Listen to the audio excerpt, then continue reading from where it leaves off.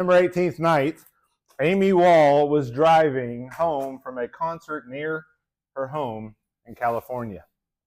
The tickets were a gift from her dad, and the concert was incredible. However, the night ended in tragedy.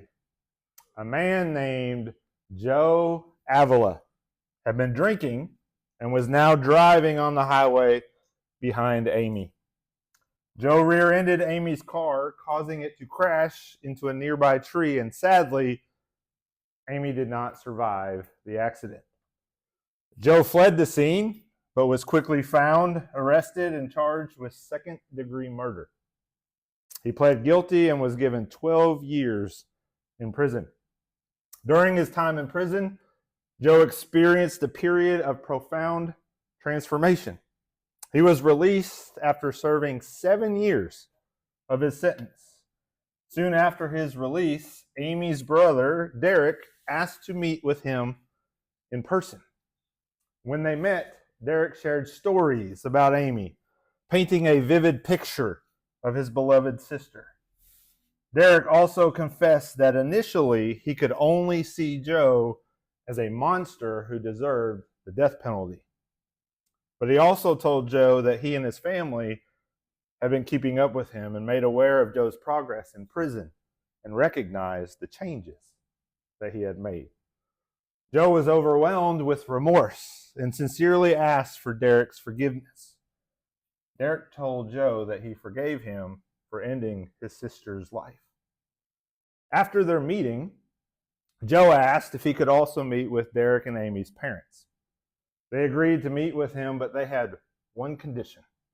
Before they would meet with Joe, they wanted him to watch hours of video footage of Amy as a child so that he could begin to understand how special she was to them. All right, Joe agreed, and after an emotional journey, he met with Amy's parents, and they too forgave him.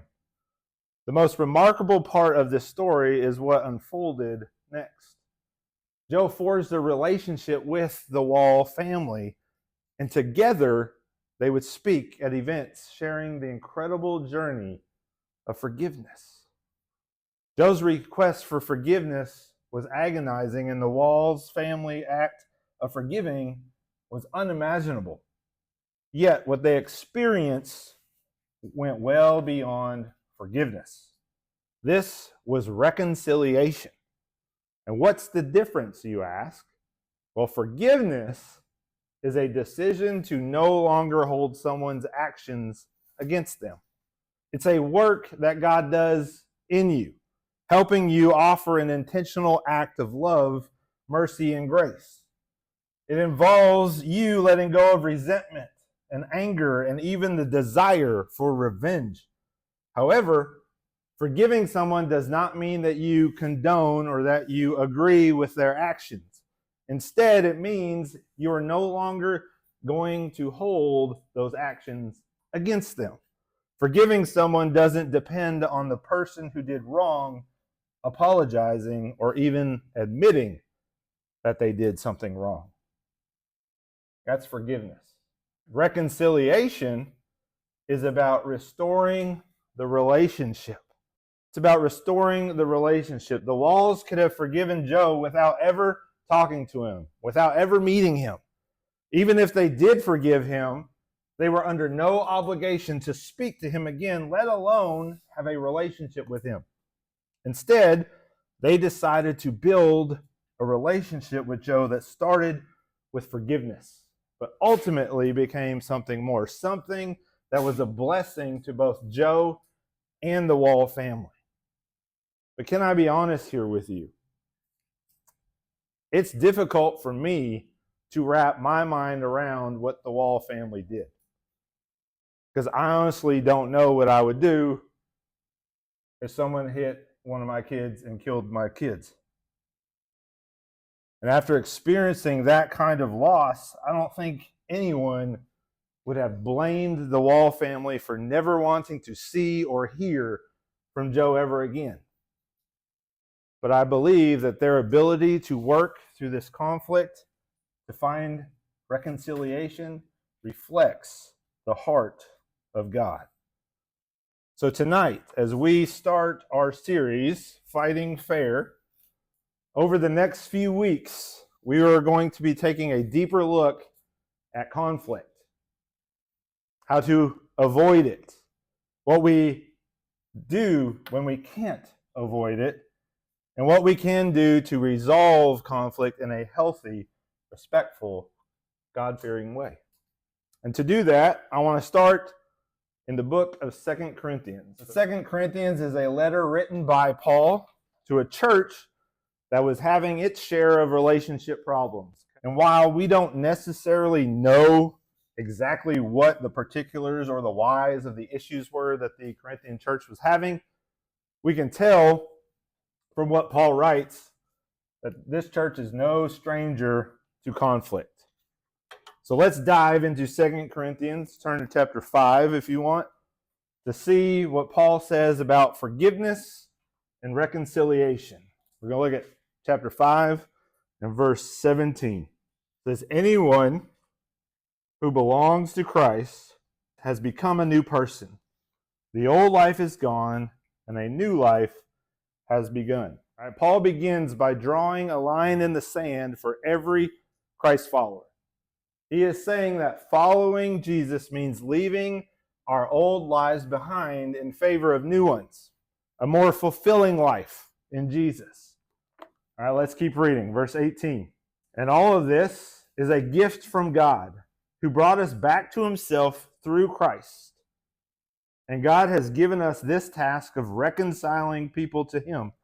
For God was in Christ, reconciling the world to himself, no longer counting people's sins against them. So for Paul, one of the defining characteristics of a Christ follower is being able to offer the gift of forgiveness and reconciliation to others because God offered them to us first. Before Jesus, we were on the hook for every poor decision, every mistake, every time we went against God's will. But Jesus changed that in a way that we couldn't on our own. Through his sacrifice, he has given us a gift of not only forgiveness, but reconciliation. Through Jesus, God no longer counts our sins against us. Instead of judgment, Jesus made it possible for us to have a real, meaningful relationship with God. Let's continue reading. And he gave us this wonderful message of reconciliation. So we are Christ's ambassadors. God is making his appeal through us. We speak for Christ when we plead, come back to God. Did you catch what's going on here? Reconciliation is a gift that we have received as Christ followers. Okay, but it doesn't end there. Christ gave us a gift, his sacrifice on the cross. What do we do with gifts? We should accept them, right? But it doesn't end right there. God has also given every believer the responsibility of allowing God to make his appeal through us. That means that we get to be an example to others of what it looks like to be reconciled to God. That means living out what we believe. In our final verse, verse 21, Paul continues and he says, for God made Christ, who never sinned, to be the offering for our sin, so that we could be made right with God through Christ. Okay, Paul wraps up this argument by giving us one more reminder that none of this would be possible without Jesus. Because Jesus loved us so much, even though he was perfect, he allowed himself to be sacrificed for our sin. The result of that sacrifice is that you and I no longer have to worry about God looking at us and only seeing our mistakes, only seeing the bad things we've done. Instead, thanks to Jesus, when God looks at us, he sees people who have been reconciled back to him, who have a right relationship with them. He sees people who have been restored to life, to the full life that our sin had taken from us.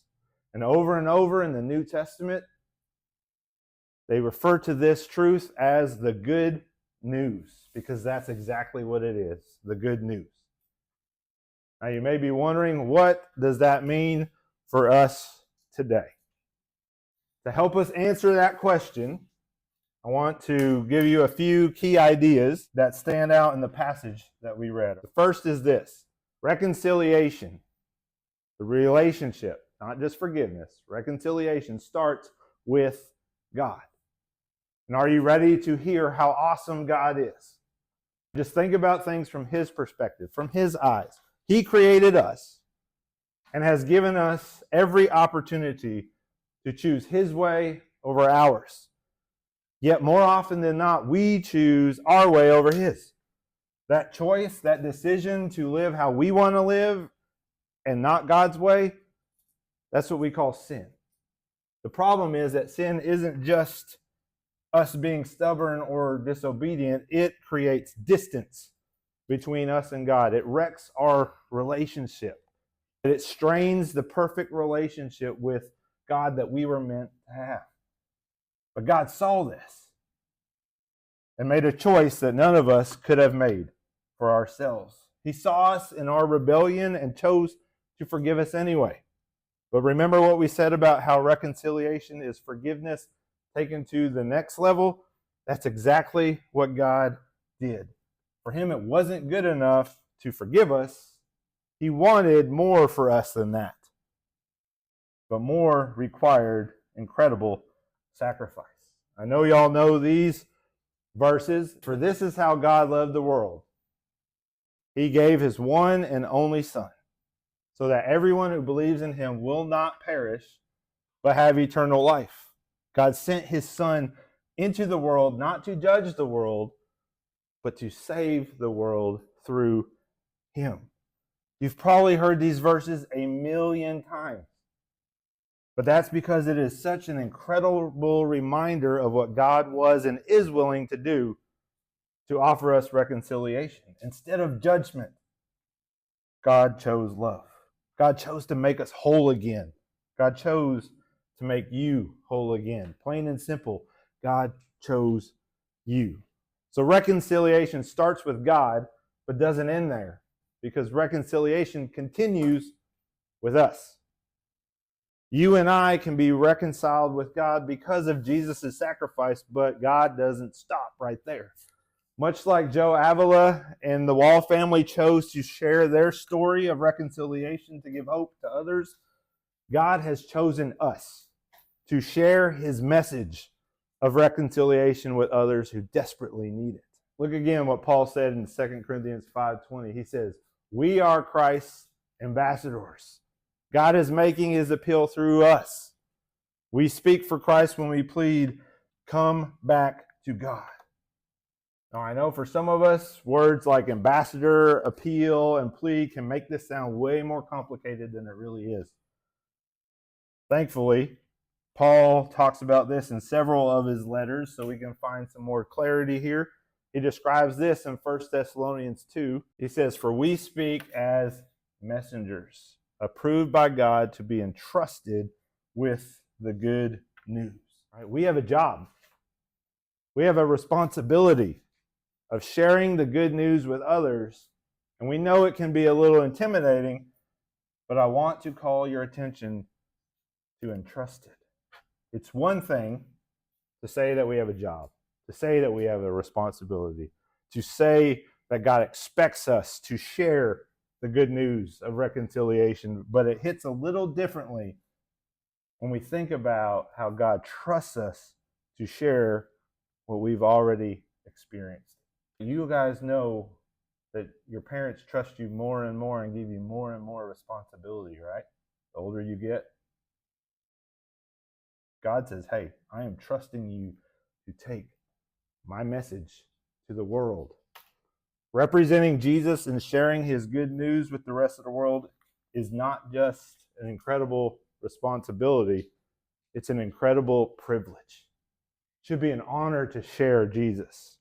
And if you have never personally experienced the forgiveness and reconciliation that is only possible through Jesus, I want to encourage you to have a conversation with any of our adults in the room We would love to have a conversation with you and help you find any questions, any answers you might have. But if you have already experienced forgiveness and reconciliation through Jesus, I want to encourage you and challenge you to see yourself as God's trusted ambassador, as his messenger, as you embark on a new school year. Some of you have already started school. You need to be ready to share the good news with anyone who might be willing to listen. And one of the best ways that I know for you to begin is to model reconciliation in your relationships. There's a few ways how we can do it today in our relationships. The first is we need to identify your broken relationships. Some of you have problems with some other people. We need to identify your broken relationships. Relationships can go sideways for all kinds of crazy reasons. Sometimes it's for big reasons that are super easy to identify. Like when you find out that somebody you thought was a good friend is not really a good friend and has been talking about you behind your back. Sometimes it's for small reasons, like the class schedule is changing and you don't see that friend so often. Sometimes it can seem like a relationship can be strained for no reason at all. But regardless of how our relationships become broken, once it's broken, it rarely ever fixes itself without someone taking the first step. And often that first step is simply identifying which of your relationships are in trouble. So this week, I want to encourage you to carve out a few minutes to ask yourself which of your relationships might need fixing, might be in need of reconciliation. Here's a few questions. You can write these down if you want to help you identify your relationships. Who did I used to spend more time with than I do now? Who have I been avoiding? Better yet, who am I holding a grudge against? Who do I hate? Who have I not forgiven even though I should have? Those would help you identify which person you might need to ask forgiveness and reconciliation from. And as you identify these broken relationships, I encourage you to write down a few thoughts about how they became broken. You might also include a few thoughts about what you miss about that relationship with that person. Or you can even jot down a few thoughts about what you picture reconciliation with that person would be like. But just a little bit of advice, though. If you go and you write down things, your thoughts, be sure to do so in a place that nobody else will see it. Something like a journal, because even though that exercise is meant to begin a process of reconciliation and forgiveness, it can be hurtful for someone to find some of your thoughts that you have written down about your relationship with them. So just keep in mind that it's possible that they may even get more mad at you if they read your thoughts without context, okay?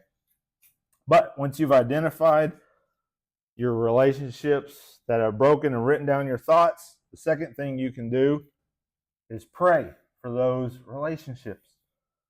All right, now that you've written your thoughts down, set aside a specific time this week that you can pray for each person that you have a broken or strained relationship with. And as you pray for that person, ask God to bless that person. And if you know someone is going through something or experiencing some kind of heartache, ask God to help them. Ask God to give them His grace, His hope, and His peace. I've found that it is often difficult to hold a grudge against somebody when you are praying for them, especially when you are asking for God to bless them. I'd also encourage you to pray that God will let you be open and then be open to having a conversation, asking Him to give them a heart that wants to reconcile. Don't just pray for them, pray for yourself as well. Ask God to help you trust Him to heal your relationship and give you the heart of grace and love. Again, prayer helps us see things differently. Often through prayer, God works on our empathy towards others, and our empathy helps us see things from other people's perspectives. Maybe somebody took what you said out of context and you really didn't say something mean to them, but they thought you did. If you are serious about reconciling your broken and strained relationships, I encourage you to be on the lookout for an opportunity to have a conversation with one of those people that you wrote down. But don't feel like you have to force it. But if the opportunity presents itself, number 3 is the hard one. You need to have that much needed conversation. Let's be honest here. Conversations like this sometimes often stink. It's tough, but it's the one where the stakes feel the highest, and there's always a chance that the conversation will somehow end up making things worse. But without a conversation, reconciliation is impossible. Sure, you can forgive someone without ever talking to them, because forgiveness, again, is when one person chooses to stop holding someone's past actions against them. But reconciliation, that takes 2 people, both parties, coming together, deciding that they want things to be better. And that only happens with a conversation. So 3 more things real quickly, and the message is over. I want to give you 3 helpful hints on how the conversation can go better. The first is go in with a plan. If you want a conversation like this to go well, don't just wing it. Have a plan. Write down what you want this conversation to look like. There are things you feel like you need to say, you have to say. Write it down. Practice ahead of time so that you don't accidentally say something that you don't mean. Number 2, be clear about the goal. Conversations like these can sometimes be confusing, especially if the other person isn't expecting the conversation in the first place. What if that person never knew that you were mad at them and you want to have this conversation? Be clear about your goal. You might say something that says, I feel like we were closer last year than we are now. Can we talk about what happened and see where we might have started straying away? Maybe we can be friends again. But last, I think, is the most important one. That is, we have to be humble. It's possible that the other person is really upset with you. So be ready to hear them out without getting defensive or angry. It's possible that some of what they have to say may come as an unpleasant surprise. Maybe you didn't know that you had that bad habit or said that thing about them. If this happens, arguing or defending yourself, don't do that. Show them you are ready to listen in a way that values their perspective. Guys, these conversations are never easy, but they often serve a crucial first step towards mending broken or strained relationships. The point of all this is, as Christ followers, we know what it's like to be loved by a God who sacrificed everything so that we could be reconciled to Him. So let's be people who celebrate what God has done for us by sharing it with those around us.